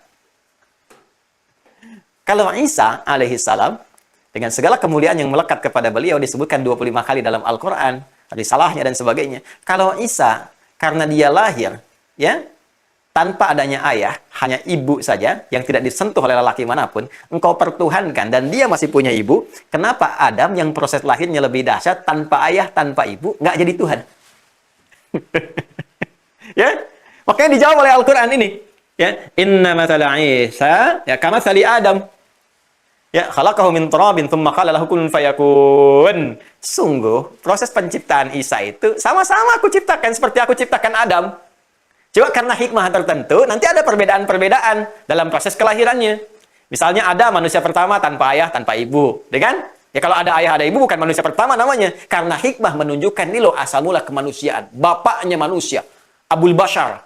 Ya, awal dari segala makhluk terambil dari situ semua keturunan ke bawah untuk menunjukkan kesan ya kebapaan ke awal kemanusiaan dicipta tanpa adanya ayah dan ibu Adam ya Isa dicipta tanpa adanya ayah karena hikmah tertentu ya untuk pembukaan menunjukkan kepada mukjizat karena pada saat itu banyak sekali orang merasa unggul di bidang kedokteran ya bisa menyembuhkan A menyembuhkan B ya dan tanpa sadar bergeser dari aspek ketuhanan untuk kembali kepada Allah Subhanahu wa taala. Banyak yang hebat kan para nabi itu diberikan oleh Allah mukjizat sesuai dengan keadaan lingkungannya. Nabi Musa kenapa diberikan tongkat ya yang punya suatu kedahsyatan luar biasa untuk menyaingi tongkat-tongkat penyihir. Yang memang para penyihirnya banyak pada saat itu. Nabi Muhammad diturunkan Al-Qur'an walaupun mukjizat sepanjang zaman, kenapa menggunakan bahasa Arab yang sangat tinggi, fasih luar biasa? Karena banyak para fusoha, orang-orang fasih yang bikin sastra dan sebagainya. Ini semua diberikan sesuai dengan keadaan lingkungan, tapi dahsyatnya nanti mukjizat Nabi Muhammad digunakan sampai akhir kehidupan. Ya. Nabi Isa pada saat dilahirkan itu diberikan oleh Allah keadaan yang tidak biasa. Lahirnya tidak biasa, meninggalnya tidak biasa. Untuk memberikan kesan kepada mereka, ini bukan manusia biasa, ini Rasul, ini Nabi. Ya, mukjizat. Ya, mukjizat itu kan sesuatu yang di luar akal, sesuatu di luar nalar, sesuatu yang menunjukkan perbedaan status ya spiritual antara seorang hamba dengan hamba yang lainnya. Ya, sama saja. Ya, kalau ini lahirnya kan tidak biasa, meninggalnya juga kan tidak biasa. Karena ini bagian dari mukjizatnya. Sama dengan Rasulullah. Ya, yang memancar misalnya air dari telapak tangannya, yang bisa membelah rembulan, ya, yang bisa kemudian pulang pergi dalam peristiwa Isra dalam sekejap saja. Apakah dijadikan sebagai Tuhan? Kan tidak. Jadi kalau hanya status dia tidak ada ayahnya kemudian menjadi Tuhan, kata Al-Quran, kenapa Adam yang tidak ada ayah dan ibu menjadi Tuhan? Tidak menjadi Tuhan. Ya, kenapa Adam yang tidak ayah dan ibu tidak menjadi Tuhan? Tidak dipertuhankan? Ada pertanyaan. Jelas ya? Karena hikmah tertentu, kata Allah. Aku ciptakan Isa seperti ini untuk menunjukkan kerasulannya. Ya, makanya Isa diberikan mukjizat dengan mengusap, masah bahasa Arabnya. Sifat yang melekat kepada masah disebut masih. Ya, Isa al-Masih. Ya, Isa yang punya mukjizat bisa mengusap sesuatu yang dengan mengurap atau memegang ya terjadi sesuatu karena mukjizatnya. Misal menyembuhkan penyakit tinggal diusap. Ya Nabi Isa, saya misalnya sakit gigi saya atau ada yang kena penyakit tertentu diusap sembuh. Sehingga hal yang dulu terbayang di lingkungan masyarakatnya ini loh, ada yang hebat begini-begini, runtuh dengan seketika untuk kembali mendekat kepada Tuhan yang sesungguhnya dari misi yang dibawa oleh Isa alaihissalam. Makanya nanti ketika menetapkan beliau menjawab ketika kelahirannya, langsung dideklar oleh beliau supaya nggak ada yang menduga sebagai Tuhan ketika dilahirkan itu. Ibunya disuruh diam. Ya, ibunya disuruh diam. Kalau Anda buka Quran surah ke 19 Maryam dari ayat 26 sampai ayat 33. Dari sejak proses kelahirannya, ya kehamilannya Maryam saat akan melahirkannya, kemudian diminta oleh Allah untuk diam. Inni nazartu lirrahmani sauma. Kalau nanti setelah melahirkan, bawa anakmu kepada kaum gitu kan, tapi jangan bicara sedikit pun. Biarkan bayinya yang berbicara. Nah, jadi mukjizatnya melekat ke Nabi Isa itu. Mukjizatnya melekat dari mulai kelahirannya, setelah lahir ada mukjizat juga. Lahirnya pakai mukjizat, setelah lahir itu juga ada mukjizat, sama. Nabi Muhammad lebih dahsyat lagi, sebelum lahir mukjizatnya udah ada. Nanti kita saat masuk ke sirah, kita jelaskan nanti. Nah, jadi saat lahirnya mukjizat, tanpa adanya disertakan ayah, hanya kalimat Allah. Kalimat lewat kun, jadi dia. Seperti Allah ciptakan Adam, kun, jadi fayakun. Kan? Nah, setelah itu ketika kemudian terlahir, dia berkata, ini Abdullah, aku bukan Tuhan, aku hamba Allah. Jangan tuduh ibuku suci. Ibuku orang baik, aku diutus oleh Allah Subhanahu wa taala ya untuk bisa apa? Membawa risalah untuk salat, berbuat baik kepada kedua orang tua, kan? Ya mengajak kalian untuk mendekat kepada Allah Subhanahu wa taala. Jadi Isa lahirnya bawa mukjizat, tumbuhnya bawa mukjizat, kemudian berkembang dewasanya juga membawa mukjizat dan pulangnya pun dengan mukjizat. Itu untuk menunjukkan kerasulan, bukan menunjukkan aspek ketuhanan. Nah, jadi ini logika pertama kata Al-Qur'an, kalau engkau tuhankan Isa, kenapa engkau tidak tuhankan Adam sementara Adam lebih dahsyat proses keberadaannya, wujudnya. Baik, Ustaz, Isa itu kan punya keunggulan dari Adam. Dia bisa menghidupkan yang mati. Ya kan? Dijawab oleh Al-Quran, ini kan menghidupkan yang mati kan dengan izin Allah. Ya uhyil mauta biiznillah, aku hidupkan yang mati pun dengan izin Allah. Oh, enggak juga Ustaz. Ya, kan Tuhan dengan sendirinya kadang kan koordinasi misalnya dan sebagainya. Dijawab pakai logika supaya paham. Kalau hanya karena Isa punya mukjizat bisa menghidupkan yang mati, ya kan? Dan engkau pertuhankan, maka kenapa engkau tidak pertuhankan Ibrahim alaihissalam? Sementara Ibrahim dengan izin Allah bisa menghidupkan yang mati, lebih dahsyat daripada Isa caranya. Kalau Isa kan disentuh atau dipanggil hidup dengan izin Allah, hidup. Panggil tuh, hidup dengan izin Allah, hidup. Ibrahim lebih dahsyat lagi. Ini, nih, yang matinya ini dicincang dulu. Dibelah-belah-belah, dipisahkan. Ya, dipisahkan tuh jasadnya di satu A, B, C, D, ya disimpan di tempat yang berbeda. Lalu baru dipanggil. Jadi kalau Isa tuh masih utuh dipanggil, kalau ini dipecah dulu. Buka Quran surah kedua Al-Baqarah ayat 260. Paling kiri sebelah atas di mushaf standar. Surah kedua ayat 260. Wa idh qala Ibrahim rabbi arini kaifa tuhyil mauta qala awalam tu'min qala bala walakin liyatma'inna qalbi qala fakhudh arba'atan min at-tayr ya fasurhunna ilayka thumma ad'uhunna ya fasurhunna ilayka ala kulli jabalin thumma ad'uhunna ya'tinaka sa'ya fa'lam anna Allah azizun hakim. Ada ayatnya? Wa idh qala Ibrahim rabbi arini kaifa tuhyil mauta. Ketika Ibrahim bermohon kepada Rabbnya, Allah Subhanahu wa taala meminta, ya Allah tolong tunjukkan kepadaku bagaimana engkau bisa menghidupkan yang mati. Qala awalam tu'min, kamu belum yakin? Kata Ibrahim, qala bala walakin liyatma'inna qalbi. Ia berkata, aku sangat yakin ya Allah. Hanya supaya aku lebih tenang aja. Ini luar biasa nih. Ya, luar biasa nih. Kamu nggak yakin? Aku sangat yakin ya Allah, supaya aku lebih tenang saja. Dan itu kalimat itu sangat luar biasa, diabadikan di Al-Quran untuk memberikan sebuah pesan mendasar kepada kita sekarang. Supaya kepada kita sekarang, karena ada sesuatu yang mungkin tidak menenangkan bagi kita dengan sifat-sifat ini. Ya, sifat apa? Menghidupkan yang mati. Boleh jadi dikesankan kepada hal-hal yang dipertuhankan, sehingga mengesankan bisa menghidupkan yang mati. Bagaimana caranya? Kasusnya terjadi ini. Ya, kata Allah, lihat kalimatnya. Qala bala walakin liyatma'inna qalbi. Qala fakhudh arba'atan minat tayr. Ini aku tunjukkan contohnya, kata Allah. Kamu ambil 4 ekor burung. 4, nggak tanggung-tanggung. Isa 1, Ibrahim 4. Coba bayangkan. Isa berapa tadi? 1. Ibrahim berapa? 4. Ya. Kemudian kau pecah dulu tuh. Jadi dicincang dulu. Ya, disembelih, dicincang, disimpan tuh ke tempat berbeda. 4 tempat. Ya. Ala kulli jabal, di setiap bukit. Taruh satu-satu setiap bukit. Yang sudah mati itu. Ya, dipecah tuh. Dipecah dulu. Thumma du'uhunna ya'tinaka sa'ya. Engkau panggil tuh dengan kalimat. Biiznillah. Sama persis dengan Isa memanggil. Ya, karena hikmah tertentu. Ya, Nabi Isa memanggil dengan izin Allah karena hikmah tertentu. Setelah itu kan diwafatkan lagi gitu kan? Ya, karena hikmah tertentu. Nabi Ibrahim pun panggil dengan kalimat yang sama. Biiznillah, biiznillah, biiznillah, biiznillah. Dipanggil dengan kalimat yang sama di 4-4-nya. Bangkit lagi, hidup lagi, datang semua ke Ibrahim alaihissalam. Maka ketahuilah, kata Allah, fa'lam. Maka ketahuilah hanya Allah yang maha perkasa yang menjadikan itu semua. Ya, yang punya hikmah. Kenapa menetapkan semua itu? Jadi semua kejadian yang menimpa para nabi, para rasul itu mukjizat dengan hikmah-hikmah tertentu. Maka Allah pun balik bertanya, kalau engkau menuhankan Isa karena bisa menghidupkan yang mati dengan izin Allah mukjizatnya, kenapa engkau tidak tuhankan Ibrahim yang lebih dahsyat melakukan itu? Itu secara logika berpikirnya. Nah, maka di sini teman-teman sekalian, ditetapkan kembali pada akhirnya. Pada akhirnya tetap aspek-aspek ketuhanan itu nggak akan berlepas dari konsepsi dasar. Nggak boleh berpasangan, nggak boleh punya sifat-sifat kemanusiaan, kemakhlukan, dan sebagainya. Apalagi yang lebih rendah daripada manusia. Ya, jadi yang sifatnya kemanusiaan aja udah ditentang. Nggak bisa nih sifat manusia jadi Tuhan. Fir'aun aja, Fir'aun yang merasa hebat, punya kuasa, dan sebagainya. Tetap pada akhirnya kan menyesal. Hari ini aku sadar yang Tuhan sebenarnya cuman Tuhannya Musa dengan Harun. Gitu kan? Tadinya kan dia pede sekali mengatakan, Ana rabbukumul a'la. Aku Tuhan kalian yang paling hebat. Gitu kan? Nah, Namrud juga begitu kan? Ya, kalau Anda baca di Al-Baqarah, ayat 258. Paling kanan tuh, agak sedikit ke tengah. Ya, alam tara ila alladhi hajja Ibrahim fi rabbih an atahu Allahul mulka idh qala Ibrahim. Ya, apakah engkau tidak pernah menyimak tentang seorang raja yang berdiskusi dengan Ibrahim? Ya, ketika Ibrahim berkata, Tuhanku yang menghidupkan dan mematikan. Ya, idh qala Ibrahim rabbi alladhi yuhyi wa yumit. Ketika Ibrahim mengatakan, Tuhanku Allah Rabbku yang merawatku, yang menghidupkan dan mematikan. Qala ana uhyi wa umit. Dia berkata, aku pun bisa menghidupkan dan mematikan. Ya. Apa yang terjadi? Dia bawa tuh teman-teman sekalian. 2 dari rakyatnya, prajuritnya bahkan. Ini luar biasa kejamnya nih.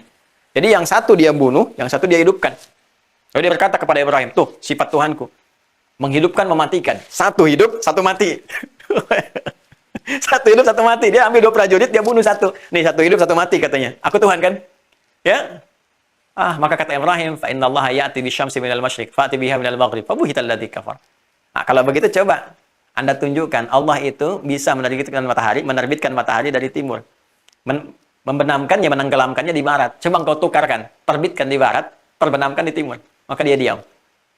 Ya, dia diam. Maka Allah tidak memberi petunjuk kepada orang zalim. Allahu la yahdil qaumadz zalimin.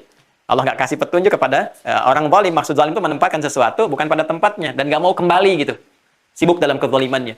Karena itu teman-teman sekalian, sifat-sifat yang dasar tadi mesti melekat. Kalau dia bergeser dari sini, maka ada persoalan di situ.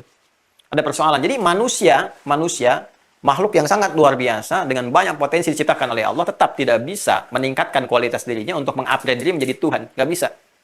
Atau misalnya naik status, nggak Tuhan deh, anak Tuhan misalnya. Atau cucu Tuhan atau apa gitu kan yang dilekatkan, nggak bisa juga. Nggak bisa. Sebab kalau ada melekatkan diri kepada sifat-sifat ketuhanan, artinya manusia lain pun akan punya potensi. Dan banyaklah Tuhan dan gugurlah sifat ketuhanannya. Apalagi kalau ada statusnya di bawah manusia. Udah bukan manusia, dipertuhankan lagi. Ini yang paling repot. Udah bukan manusia, dipertuhankan. Ya, dan dibikin oleh manusia sendiri. Ini yang luar biasa.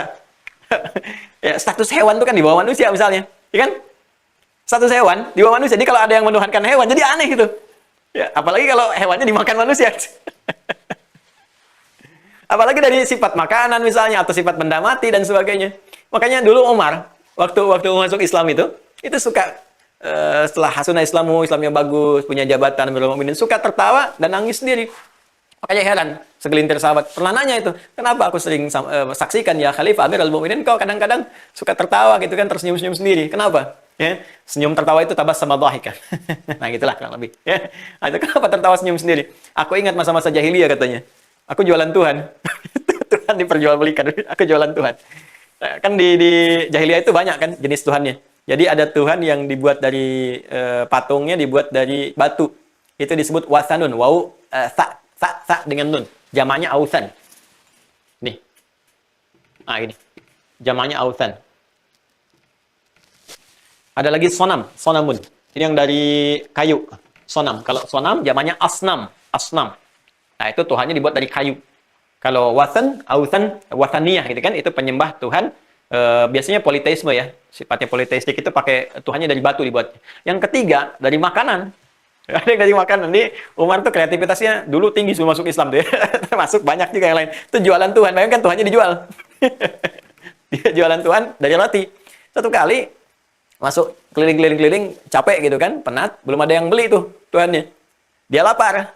Maka dia simpan tuh kan ada Lata, ada Uzza, ada Manat kan dia simpan tuh. Dia bilang, "Ya Lata, adiri ini, wahai Lata, tolong maafkan aku, ya. Aku sangat lapar sekali. Ana jauhan, aku lapar sekali. Ya, saya pinjam dulu tangannya, aku makan nanti aku ganti." Gitu. Taruh terus, aku pinjam kepala dulu nanti aku ganti. Sampai pada akhirnya habis tuh Tuhan. Jadi aku ketawa tuh ingat masa-masa jahiliyah dulu katanya. Aku Tuhan kan makanan, roti yang aku habiskan sendiri. Aku makan Tuhan. Tuh, ya status manusia yang makan Tuhan jadi apa? Jelas ya? Teman-teman sekalian, nah ini jelas. Jadi ini nggak bisa. Makanya nanti turun pamungkasnya Quran. Surah ke-22, Al-Hajj ayat 73. Ya ayyuhan nas, wahai semua manusia tanpa kecuali. Ya, innal ladzina tad'una min dunillahi la yakhluqu dzubaba. Ya, wala ijtama'u lah. Ya, sungguh yang kalian seru itu selain Allah, yang kalian pertuhankan itu, ya hanya untuk mencipta seekor lalat pun tidak sanggup, walaupun mereka bersekutu. Ya. Bahkan mereka nggak bisa mengusirnya kalau ada lalat menempel pun atau ada benda sesuatu menempel, nggak bisa dia mengusirnya. Ya.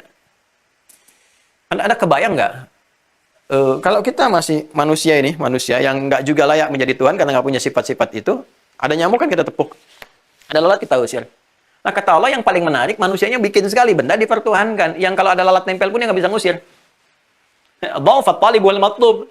Jadi yang paling aneh, kata Quran, rapuhlah ini. Yang bikin dengan yang dibikin, yang minta dengan yang diminta. Jadi aneh, ini manusia bikin Tuhan sendiri, manusianya minta kepada Tuhan bikinannya. Udah tahu ini lemah. Jadi yang minta ini dengan yang diminta sama-sama lemahnya. Ini lemah cara berpikir, lemah akalnya. Ini udah pasti lemah karena dibikin oleh ini. Dha'fat talib wal matlub. Jadi sama-sama lemah dua-duanya kata Al-Quran tuh. Kenapa nggak digunakan? Kenapa akalnya nggak digunakan untuk mencerna? Aku anugerahkan akal terbaik untuk mencerna kata Allah. Kenapa nggak dipakai? Karena itu kita harus mencari yang sejati, yang benar. Yang nggak sama dengan sifat-sifat ini. Maka lakukan pencarian. Dulu orang-orang musyrik di Mekah itu, orang-orang kafir Mekah, itu bertanya kepada Rasulullah. Ya Muhammad SAW, kau selalu mengatakan, Rob, Tuhanmu, Rob. Karena kan ayat-ayat turun pertama kali pakai bahasa Rob. Qul a'udhu bi rabbin nas. Qul a'udhu bi rabbil falaq. Rabbul masyriqaini wa rabbul maghribain. Rob, gitu kan? Kami juga punya Rob. Karena Rob itu sifat dasar yang merawat, memberikan kebutuhan dan sebagainya. Mereka mengatakan kami juga punya Rob. Namanya Lata, Uzza, Manat, Hubal dan sebagainya. Maka turunlah surah yang ke-112. Ya. Diberi nama suratul Ikhlas. Wah, ini nih. Ini seperti dosa nih, tinta ini. Kalau dosanya terlampau pekat, apalagi dosa syirik gitu ya. Ngapusnya nggak mudah tuh. Waduh, Masya Allah. Dan narangin sendiri, nulis sendiri, ngapus sendiri. Nggak ada yang bantuin juga gitu ya. Masya Allah, Anda belum yakin juga. Saya nggak tahu dengan cara apa lagi naranginnya nih. Ya, tapi urusan agama kan kembali ke masing-masing ya. La ikraha fiddin, silahkan. Masing-masing bawa konsekuensi. Nggak perlu saling mencela, saling macam-macam. Ini ilmiah ya, karena kan tersambung lewat YouTube, kita akan belajar untuk menguatkan akidah kita. Oh, jadi jangan sampai tiba-tiba saya selesai mengajar, ada laporan ke polisi, begini-begini, penghinaan agama. Tidak, saya nggak pernah menyebut agama ABC, ya, nggak melakukan juga satu stereotip atau peyoratif kepada keyakinan tertentu. Ini kami sedang menguatkan keyakinan dalam konteks keyakinan Islam kita, dan seperti apa timbangan ilmiah secara objektif menggambarkan pencarian hakiki dalam kehidupan, yang pada akhirnya pun secara indah dikatakan, ya, la ikraha fiddin, lakum dinukum waliyadin. Setelah semua diterangkan, masing-masing punya pilihan. Tapi dengan pilihan itu yang membawa konsekuensi pulang ke hadapan Tuhan yang sesungguhnya. Oke, indah ya? Nah, sekarang al-ikhlas. Dari kata akhlas. Ini masdarnya ya. Dari kata akhlasa. Akhlasa yukhlisu ikhlasan. Dari kata khalasa. Ditambah hamzah di depannya begini. Nah, ini sebentar lagi kita habis ya. Ini mohon maaf nih, sebenarnya durasinya 1 jam, tapi saya ingin selesaikan dulu supaya tuntas di bab yang pokok bahasan ketiga ya. Cuma sekitar 5-10 menit ya, setelah itu kita tuntaskan. Asalnya khalas. Khalas itu, teman-teman sekalian, sesuatu yang bening, bersih, yang nggak ada campuran. Ya, bening, bersih, nggak ada campuran. Yang melekat kepadanya disebut khalis namanya. Khalis, pernah dengar khalis? Labanan khalisan, ya. Sa'iran lisyaribin. Susu bening, susu murni yang nggak bercampur apapun, itu labanan khalisa. Bening, murni, nggak ada campurannya, ya. Jadi kalau ada ma'ul khalis, itu air bening. Ya, kalau air putih kan susu. Air bening, gitu kan? Air bening. Saya minta air putih, ya, itu berarti minta air susu. Kalau air bening, ya water, gitu kan? Water, itu air bening. Teman-teman sekalian, itu khalis, ma'ul khalis. Jadi yang nggak bercampur dengan apapun. Suatu yang bening. Khalas ya Ustaz. Sudah. Artinya beres semua. Nggak ada campuran apapun, nggak ada aktivitas lagi. Semua bening. Di sesuatu yang bening, bersih, murni, itu disebut dengan khalis. Dari kata khalasa. Kalau ada yang mencampurinya, lalu kita akan pisahkan yang bening itu dari campurannya.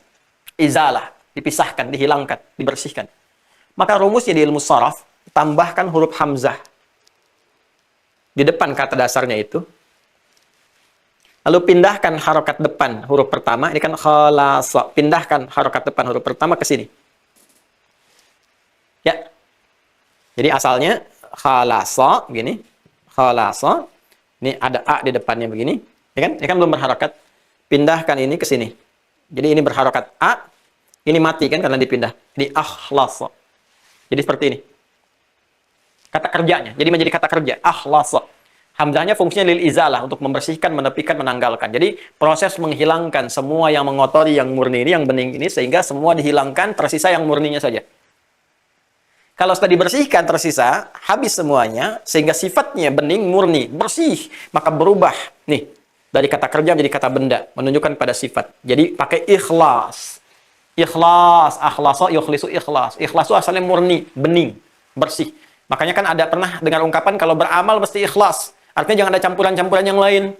Ya, bening, murni, jangan disertakan apapun yang mengotori amalan itu. Nah, itu ikhlas. Asalnya dari sini. Lalu kita tambahkan al di depannya untuk menunjukkan satu pembahasan yang khusus. Kalau di bahasa Inggris ada artikel the. Ya, car, there are so many cars outside. Gitu kan? Itu banyak sekali mobil di luar. Mobil yang mana? I mean this car. Saya maksud yang ini. Setelah tahu yang ini kita katakan the car, the artikel the menunjuk kepada sesuatu yang khusus.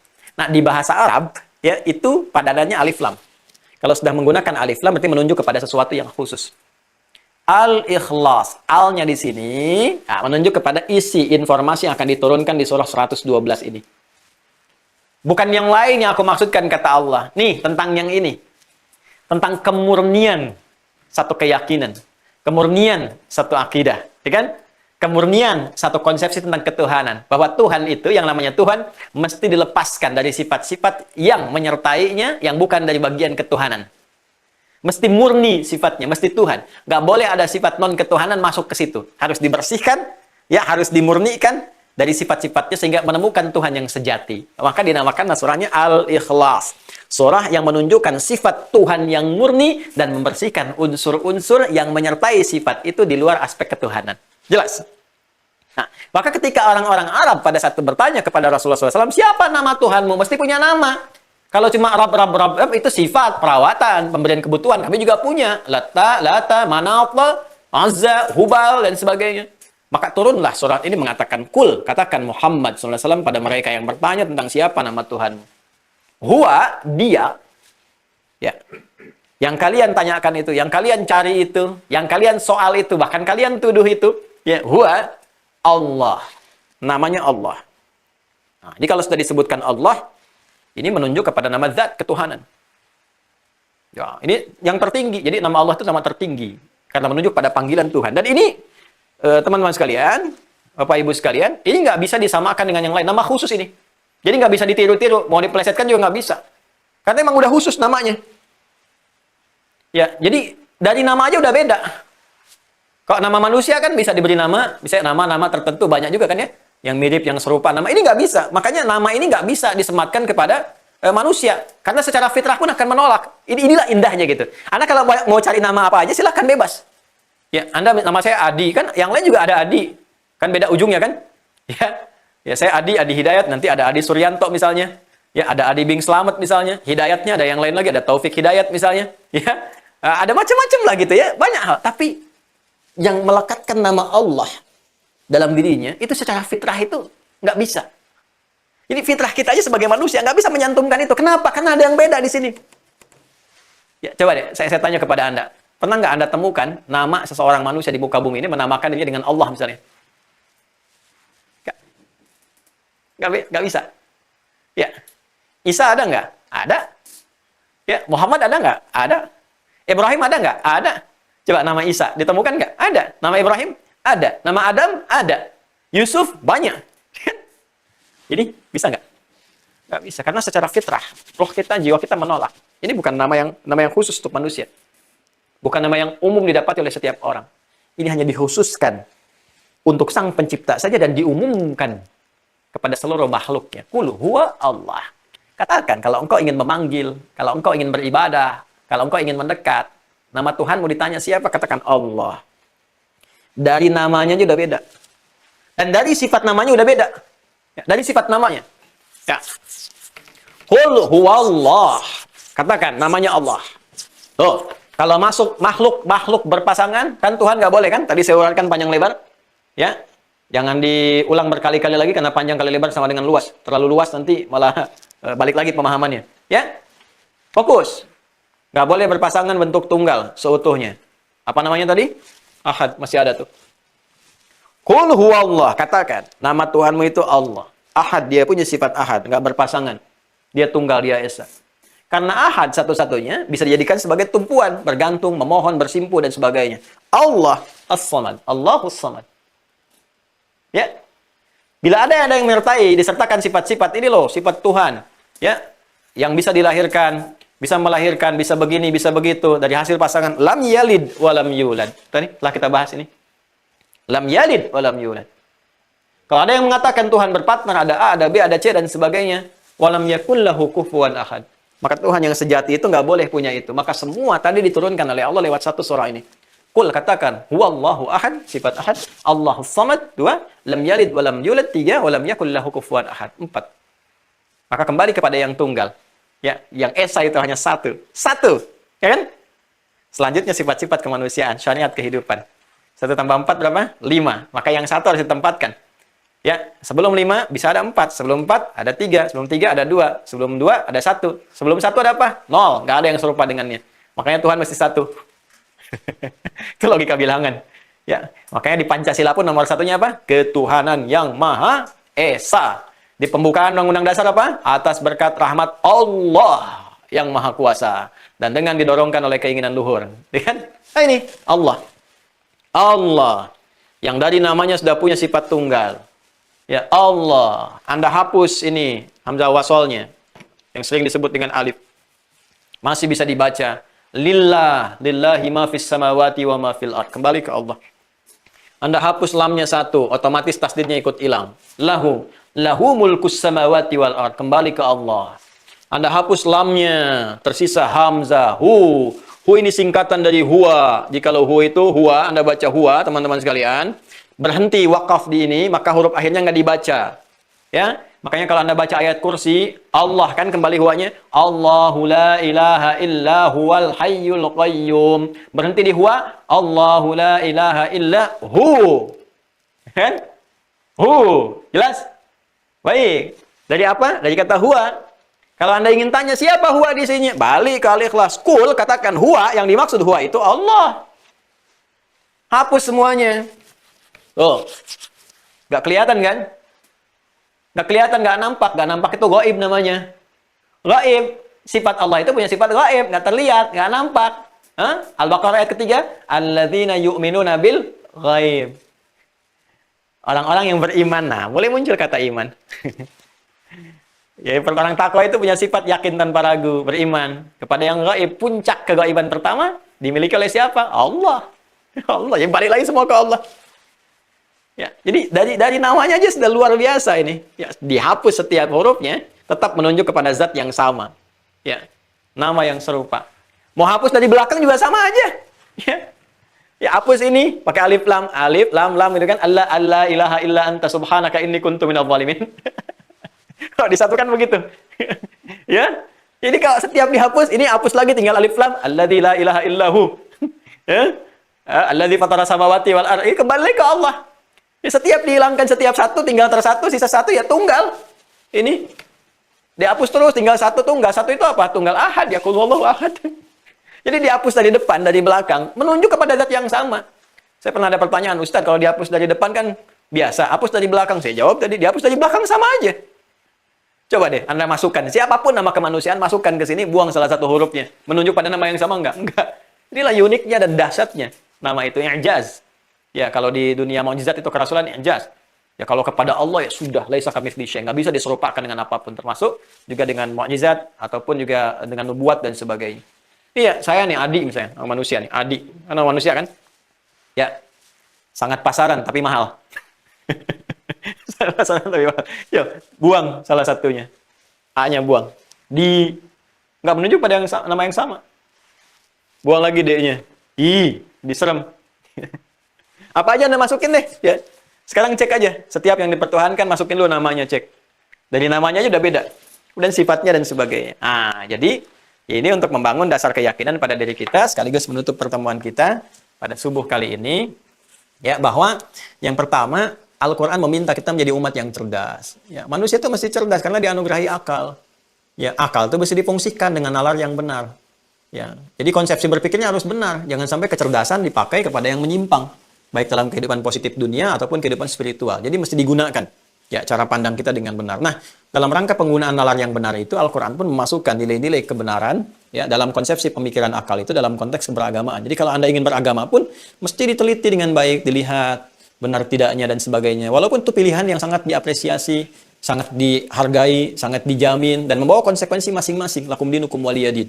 Ya, tapi tetap kita gunakan nalar itu. Jadi kita pun sebagai muslim ketika menuhankan Allah, Allah tetap meminta kita untuk menguatkan diri, untuk menggali, belajar supaya bisa menguatkan keyakinan kita. Nanti kalau sudah masuk babnya di turunan simpul-simpul iman, Jadi kan iman pertama kepada Allah yang kita yakini, itu mesti ada ilmu juga. Semua di Islam itu selalu lekat dengan ilmu. Ya, begitu ada tentang Allah pun harus ada ilmu kita yang menguatkan itu semua. Maka turun Quran surah 47, Muhammad ayat ke-19. Fa'lam, mesti punya ilmu. Annahu la ilaha illallah, untuk menetapkan tidak Tuhan selain Allah. Nah, jadi kembali ke sini, secara teologikal, di Islam itu nggak bermasalah. Paling simpel. Tuhan satu, namanya Allah. Kita wajib menyembahnya. Ya, nggak boleh mempersekutukan dia, mempertuhankan yang lain. Maka nanti turunlah Quran surah ke-20, Thaha, ayat ke-14. Ya, ini ditegaskan sejak risalah Nabi sebelumnya, dan ditegaskan kepada Nabi Musa di konteks ayat ini. Ya, Allah berfirman, Innani anallah, sungguh akulah Allah. Tuhan yang sejati. Quran surah 20 ya, Thaha sebagai penutupnya. Ya, dari aspek teologinya, akulah Allah, Tuhan yang sejati. La ilaha illa ana, nggak ada Tuhan selain aku yang layak dipertuhankan. Fa'budni, sembah aku, sebagai konsekuensi engkau menuhankanku. Setelah menjelaskan semua itu, dijelaskan tadi semua, kata Allah tegas, Innani anallah, sungguh akulah Allah. La ilaha illa ana, nggak ada Tuhan selain aku, kata Allah. Yang dipertuhankan selain aku nggak ada. Fa'budni, sembah aku. Konsekuensi menuhankan aku, sembah aku. Nah, maka dari itu, saya ingin tanyakan, coba Anda temukan, cek ya, di kitab yang disucikan dimanapun. Bandingkan dengan Al-Quran. Adakah statement yang serupa dengan Al-Quran? Saya sangat yakin tidak. Saya sangat yakin tidak. Saya mengoleksi beberapa kitab-kitab ya yang disucikan, ya, dan Al-Quran kita hafalkan, alhamdulillah, itu kan. Saya tidak menemukan kalimat bandingan yang serupa yang mengatakan saya Tuhan, sembah saya. Anda cari deh, kalimatnya jangan metafor ya, harus spesifik. Ya, misalnya saya A, saya adalah Tuhan, sembah saya, langsung begitu. Anda nggak akan temukan. Demi Allah saya katakan, Anda nggak akan temukan. Cuma di Al-Quran ada kalimat mengatakan saya Allah, langsung menunjuk pada Tuhannya. Saya Allah, nggak ada Tuhan selain saya, sembah saya. Ya, fitrah kemanusiaan menjadikan manusia pede menyampaikan sesuatu sesuai dengan fungsi kemanusiaannya. Fitrah kenabian menjadikan setiap nabi pede menyampaikan segala hal sesuai dengan fungsi kenabiannya. Fitrah ketuhanan hanya Tuhan yang pede mengatakan hal yang terkait dengan ketuhanan dan menyampaikan segala yang terkait dengannya. Jadi kalau nggak ditemukan di tempat-tempat lain, ini menunjukkan fitrahnya bukan Tuhan. Ya, karena yang bukan Tuhan nggak bisa mengatakan saya Tuhan. Ya, nama aja nggak bisa nyebutin kok. Ya. Artinya apa? Nggak mungkin bisa mengatakan Tuhan, karena fitrahnya menolak. Tapi karena ini bersumber dari Tuhan yang benar, dia mengatakan, saya Allah. Nggak ada Tuhan selain saya, sembah saya. Tunjukkan sekali lagi, di mana ada keterangan mengatakan, saya Tuhan, sembah saya. Nggak ada Tuhan selain saya. Anda nggak akan temukan. Nah, maka dari itu, ini yang menguatkan keyakinan kita. Untuk kita yakin tanpa ragu, saya yakin-yakinnya, bahwa dari konsep teologis, ya, Islam itu menunjukkan sesuatu yang sangat jelas. Dari konsep teologika. Sangat jelas sekali. Tidak ambigu, ya, tidak pusing memahaminya. Ini Tuhannya begini, sifatnya begini, perbandingannya seperti ini. Pada akhirnya, la ilaha illallah. Masuklah syahadat kita. Asyhadu alla ilaha illallah. Dari aspek ketuhanannya. Ya, nanti aspek yang lainnya, wa asyhadu anna Muhammadar Rasulullah. Nah, ini baru aspek ketuhanan. Kalaupun sekiranya ada yang berusaha menyamai ini, maka kita cek pada turunan berikutnya, yaitu aspek ibadah dan konsepsi muamalah. Di sini juga akan menentukan kebenaran satu agama. Ya, nah ini kita lanjutkan besok insya Allah. Ya, udah terlalu lewat nih, harusnya 60 menit nih. Ya, nggak terasa, nerangkanya hampir 2 jam. Ya, besok-besok 60 menit aja ya. Kalau bisa, alhamdulillah. Nanti kalau apa namanya nggak sempat, bisa lihat di web ya. Nah, ini saya masih live kan di YouTube supaya menjembatani yang belum dapat info. Jadi saya sampaikan kepada yang sering bertanya. Alhamdulillah ini Zoom-nya kita sudah normal kembali. Kemarin ada satu problem secara teknis, ya, kita beli sebetulnya alhamdulillah fasilitas Zoom sampai 1000 kapasitasnya. Ya, nanti kalau sudah stabil kita bisa naikkan 5000. Ini gratis ya teman-teman sekalian. Terhubung ke sini gratis bagi yang sudah terkoneksi mendaftar. Anda daftar, sering bertanya, Ustadz, ikutnya bagaimana? Kan kalau diikuti itu ada alurnya ya, ke Wah Corner.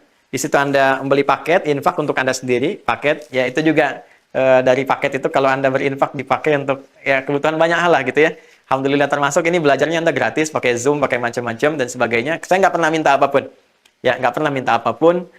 Insya Allah teman-teman sekalian, sepanjang saya bisa selesaikan sendiri, saya akan fasilitasi sendiri. Tapi kalau nanti ada yang berjemaah, saya akan sampaikan sesuai kebutuhannya aja.